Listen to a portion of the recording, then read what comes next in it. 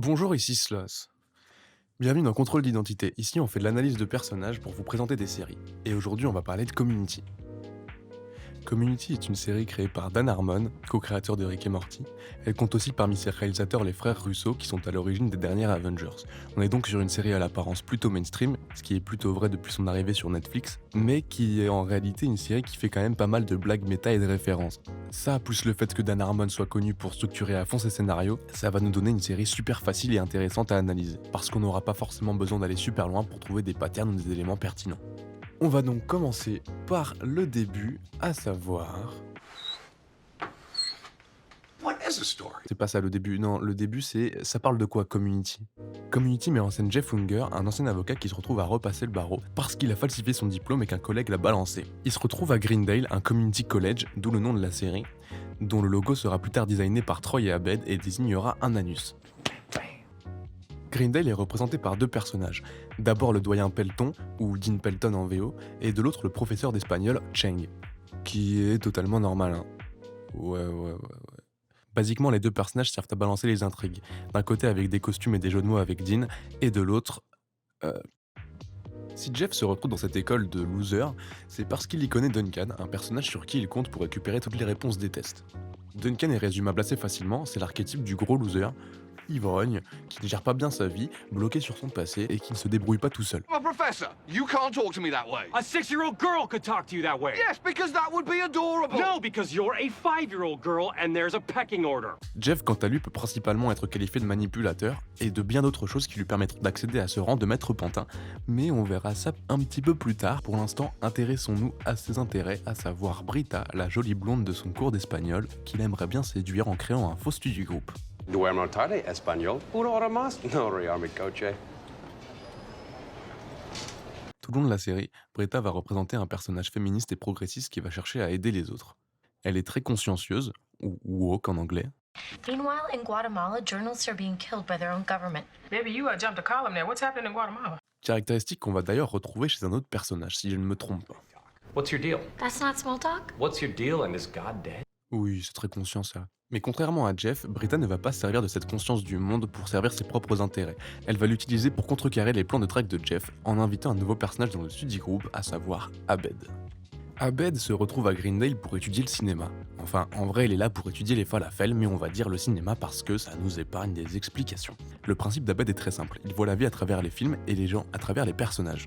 Ce qui permet d'une part aux scénaristes de faire des références à d'autres trucs, This is getting way more like Breakfast Club now. mais d'autre part de faire aussi pas mal de blagues méta, c'est-à-dire des blagues où on fait référence à ce qui se passe dans le scénario. You hurt me. Conflicts like these will ultimately bring us together as an unlikely family. You have horrible breath right now. Mais attendez, le fait de pouvoir profiler les gens, de pouvoir discerner facilement les qualités des gens, c'est pas une qualité qu'on retrouve chez quelqu'un d'autre? I see your value now. Voilà, c'est bien ce que je me disais.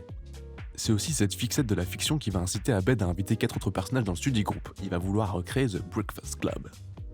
You know what I got for Christmas? It was a banner year at the Bender family. I got a carton of cigarettes. The old man grabbed me and said, "Hey, smoke up, Johnny!" That actually was from The Breakfast Club. Parmi ces 4 nouveaux personnages, donc, on compte Troy, Pierce, Shirley et Annie. Commençons donc par le début avec Troy, qui, à la base, joue le rôle de l'ex-quarterback du lycée, populaire et narcissique. Vous avez dit narcissique? It's clear to all of you that I am awesome. Ouais, parfait. Cependant, si ce rôle du sportif populaire marchait bien pour Troy au lycée, c'est plus du tout la même à l'université, et là il se retrouve un petit peu paumé, carrément en quête d'identité. People been clowning me about this jacket since I got here, but if I take it off to make them happy, that just makes me weak, right? On est donc sur un personnage plutôt perdu, qui peut être qualifié d'impulsif quand on prend en compte le fait qu'il ait loupé sa bourse en se blessant en soirée en tentant une figure de danse. Keg flip. They're very hard to pull off. On retrouve donc à la droite de Troy Pierce, un vieux milliardaire seul qui soigne sa solitude en allant à Greendale passer le temps. À l'opposé de Brita, Pierce va lui représenter les conservateurs. Comme beaucoup de personnages de fiction, c'est sa solitude qui va le rendre égoïste. Et ce pattern de solitude qui crée l'égoïsme, on le retrouve également chez un autre personnage. My life is emptier than this 3-ring binder. Annie, do you have any Spanish notes that might fit in there? Mais contrairement à Jeff, en plus d'être égoïste, No, those are both for me. Pierce, lui, n'a pas la conscience de Britta qui lui permet de savoir quand il dit des conneries. Il n'a pas l'esprit d'analyse d'Abed qui lui permet de savoir quand il blesse les gens. Et il n'a pas le narcissisme de Troy, ce qui fait qu'il n'a pas d'amour propre et qu'il n'a pas de scrupules à s'attaquer aux autres. En bref, Pierce n'a que sa solitude, et c'est cette solitude qui va le rendre sexiste, raciste, bref, si détestable. Et surtout avec Shirley. Shirley, on est sur le personnage de la mère de famille divorcée qui cherche à s'en sortir seule. Et surtout, elle est catho. Ça va avoir beaucoup d'importance dans le personnage. Au-delà de ses airs doux et milleux, Shirley est surtout un personnage qui a déjà roulé sa bosse, qui a pas mal d'expérience dans sa vie, et qu'on n'a pas forcément très envie de contrarier. Because children get pity, but not respect, and adults, they get respect, but they also get the back of their head grabbed and their face pushed through jukeboxes. Okay. On peut aussi trouver un point commun avec Jeff parce qu'on est obligé en fait, je sais pas si vous avez compris mais on va le faire avec tous les personnages. Je pense que ce point commun peut être trouvé dans le fait que les deux prennent énormément soin de leur image. Shirley pour plaire à Dieu et Jeff pour plaire à soi-même. On peut trouver un autre parallèle intéressant, comme on avait entre Britta et Pierce, mais cette fois-ci entre Abed et Shirley. Pas sur le plan politique, mais symbolique, avec d'un côté la Bible et de l'autre le cinéma. Et nous allons pouvoir passer au dernier personnage, à savoir Annie Hudson. Well, you're that girl that got hooked on pills and then dropped out. You're little Annie Adderall. À la manière de Shirley et Abed et Pierce et Britta, Annie va trouver son opposé dans Troy, qui vient d'ailleurs du même lycée qu'elle.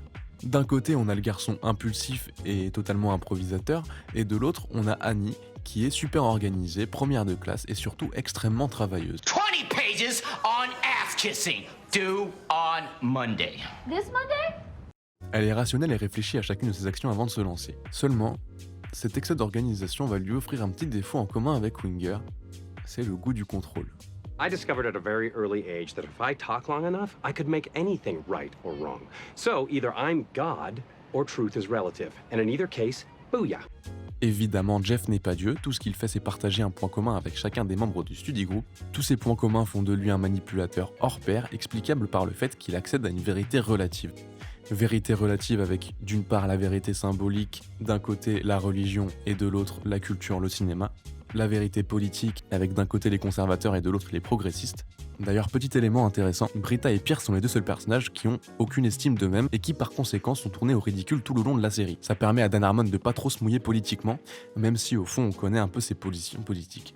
Et enfin, nous avons la vérité identitaire et par conséquent personnelle, avec d'un côté l'organisation et de l'autre l'impulsivité. Et c'est aussi tous ces éléments qui vont faire que Jeff va être au centre du cercle et qui va servir de catalyseur et de leader pour le groupe. S'il se barre, tout part en couille. Et de manière similaire, si n'importe qui se barre, tout part en couille. Parce que si on essaye de rejoindre les points du cercle, on obtient un truc intéressant. À savoir Britta qui utilise sa compassion pour aider Abed à se faire comprendre. Abed va utiliser ses références pour aider Troy à trouver son identité. Troy va utiliser son idiotie pour tenir compagnie à Pierce et ainsi se débarrasser de sa solitude. Ensuite, on a Pierce qui, avec son argent, va aider Shirley à lancer son business.